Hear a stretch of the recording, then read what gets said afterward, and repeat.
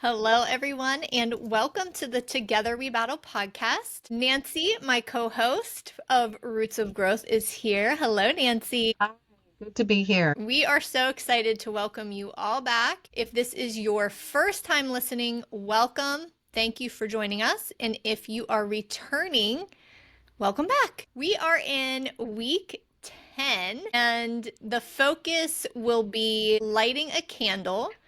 And before we get started there, Nancy, let's give them a quick recap of week 9, which was a focus on gratitude.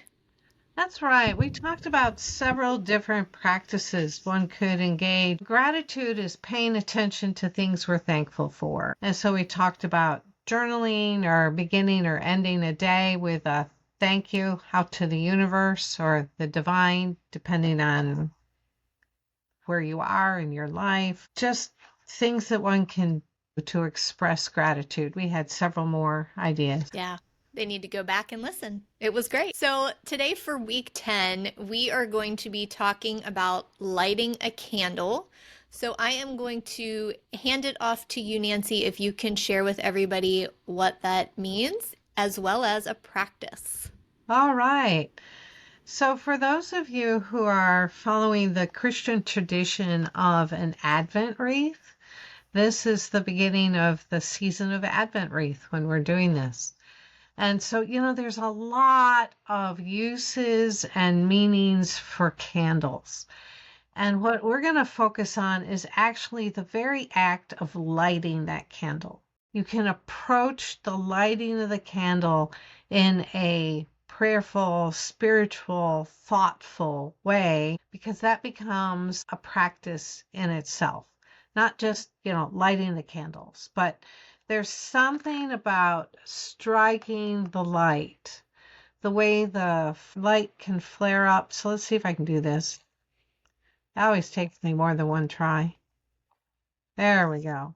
The way that the match lights up, the way that the flame is transferred, the way that this light itself stretches and will sink and it becomes steady. And if we had no other lights on, we could watch the pool of this light and enter into that, reach into the darkness that surrounds. There was one time when I was in a cave and the gentleman, the tour guide basically said, please stay still. It was really big. I mean, multiple stories tall, just this massive cavern beneath the surface of the earth. And he turned the lights off. And it was really amazing, kind of wild, because your eyes were just trying to find something to focus on and couldn't do it. Then he struck one match, and it seemed like it lit up the entire darkness. And I realized the beauty of one light, one candle light. And so you can use it as an invitation to a sanctuary, a safe space. All you need is a candle. And it can mean different things to us. I mentioned the beginning, the Advent wreath, that's the light of Christ coming closer, or we're coming closer. How we can join together with God in a way. We can bring light to our desires. We often light candles for peace, or I'm not sure how many of your listeners have been to a vigil of some sort. Maybe a tragedy has happened, and often people organize a vigil and hand out candles. I've certainly done that. And we're connecting somehow with peace or healing or wholeness. So candles can be lovely ways. Even, it's getting darker now this time of the year. And my husband and I always have candles on the dinner table from probably late November through maybe early February when it's just dark. And not only that, but we can use candles or engage them multiple ways. We can light an affirmation candle, sit quietly to release that negativity that might be lingering within. Do that first, and then light that candle and look for what is working that you can affirm. Another way is to light a prayer candle. Light that candle. Pray for yourself. another person, a situation. So this prayer is often done just in silence. I imagine holding a person up to the divine light or having a loving kindness meditation. I've done that with a candle. You can also think of blessing. So in the Hebrew scriptures, blessing is a call to life. And so you can sit, you can hold the person that you wish to be called to life in a certain way. You can hold them in your heart and then light that candle. You could light a gratitude candle, kind of linking back to last week's practice. Hold the gratitudes in your heart. Even, make a written list, doesn't matter. And then light that candle and offer your gratitude to the divine light that's within the candlelight. You could also ask the light to serve kind of as a lantern for you if you're wanting your inner wisdom to come forth. Sit quietly, light the candle, attend to lighting the candle. That's essentially the practice. And let that wisdom, the candle serve as a lantern. Invite, breathe, receive. So it's a little bit of slowing down. You can light a candle for a breath prayer if you've taken that practice of a prayer. So an example in the Christian tradition for this season of Advent, sit with a breath, light the candle quietly, and then any breath prayer you choose. I'm just picking one off my head here. Come, Lord Jesus, light of the world. Come, Lord Jesus, light of the world. So something simple, quiet, able to pray. You don't have to get complicated. Or you could just plain light a candle. When you sit with a meal or any other space in your home where you use a candle, light the candle, just sit a moment and then continue on with what you're doing. So what we've talked about, candles can serve many spiritual purposes, right? They can illuminate darkness. I'll use the word dedicate, a prayer. It creates a space and a time in which to do that connecting with the divine or something bigger than us. It can solidify an intention. Here it is. Here's what I'm going to do. I'm going to light this candle to show that's my intention. So, for instance, the gratitude candle or the affirmation use of it. It can be about offering blessings or just plain making space and time for connecting with something bigger than you. So it's like many, many, many practices. There's many ways you can engage it. Just take that time. And also just be aware of safe uses of candles. We want safety.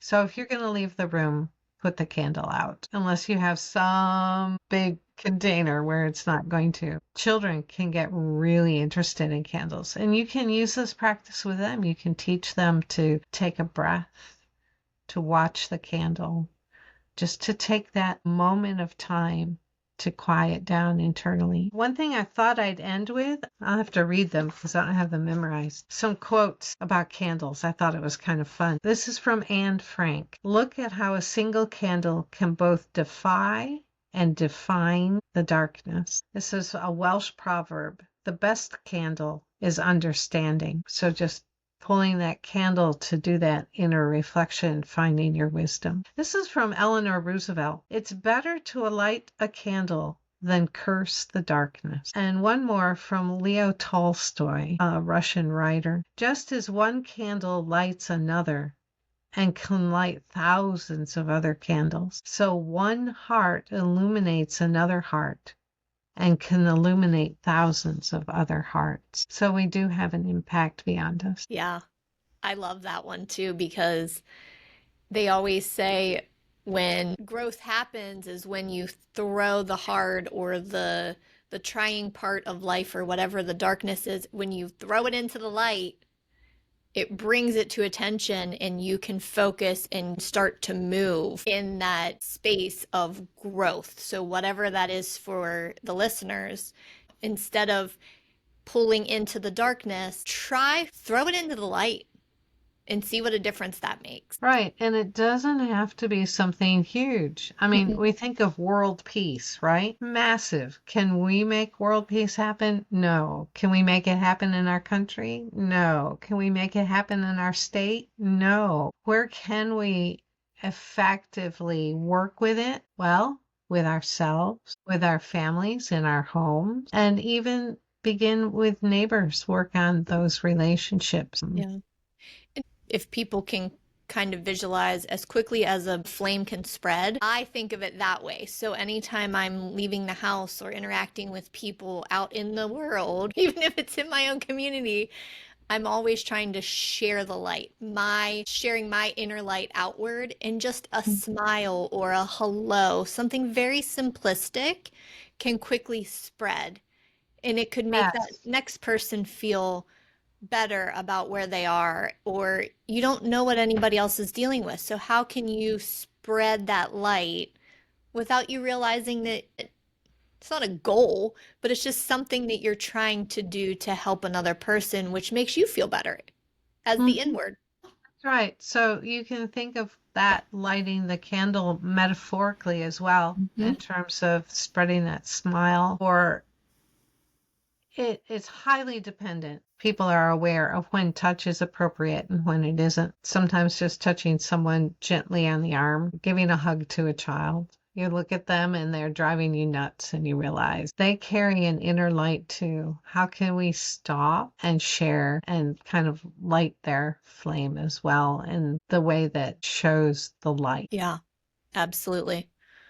Well, everyone listening today, if you are lighting a candle for a specific reason, or you have lit a candle recently and it has helped, or if you've metaphorically shared your light as you're out in the world right now, let us know. We would love to hear from you. We always love to hear from the listeners, and how can we share everything outward, especially with light. Mhm. So, Nancy, thank you so much for that. That was a great practice. And the other thing too, especially this time of year, like you were saying that you and your husband light candles through the winter season when it's darker, that light really feels more cozy. So think about a lot of times when people are opening their homes during a celebration or a special occasion or a holiday, they might light candles in the house because it makes it feel cozy and welcoming. Right.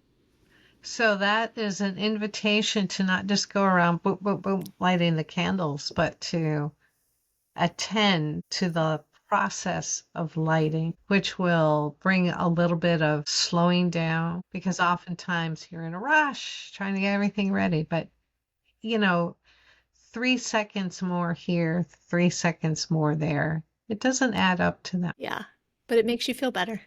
It does. And it's deeply spiritual, attending, aware. Well, thank you for joining us for this week's Roots of Growth. We hope today's practice gave you a pause, a breath, a gentle rooting in what truly matters. Don't forget to try the practice this week and share your experience on social media using hashtag Roots of Growth. Next week, just to give a little teaser, Nancy, we are going to talk about statio. Can you give a little info on that quickly? An ancient monastic practice, but it's really appropriate for our 24th world. So it's literally about a pause, pausing between one thing and the next. And friends, that's what we are going to leave you with today.